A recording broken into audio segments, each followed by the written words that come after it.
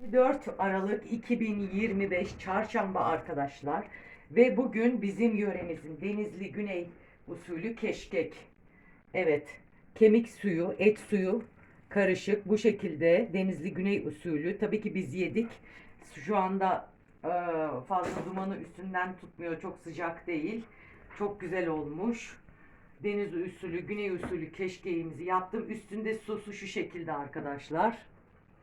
Sosumuzda böyle tereyağı ve böyle salça seviyoruz biz.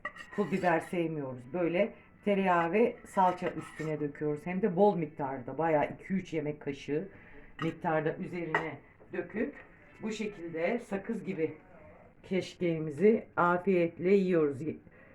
Evet, yapması çok kolay arkadaşlar. Sadece dövmesi çok zor. Saatlerce dövüyorsunuz bunu böyle sakız gibi olması için.